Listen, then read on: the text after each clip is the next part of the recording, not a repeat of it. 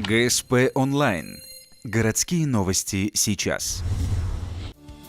Четверг, 9:00. Детский сад номер 7.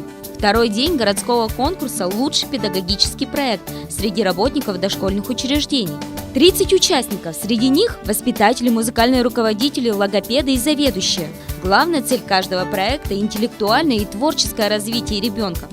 Это углубленная работа по изучению каких-то животных, каких-то насекомых. Очень углубленная работа проходила по Олимпиаде сейчас, по систематизации тех знаний, которые дети получают. Поэтому это очень хорошая и перспективная работа, проектной деятельности. Творческий подход к делу приветствуется. Например, чтобы увлечь детей артикуляционной гимнастикой, один из педагогов сделал специальный фотоальбом, демонстрирующий каждое упражнение на улучшение произношения. Победители конкурса станут известны 29 апреля.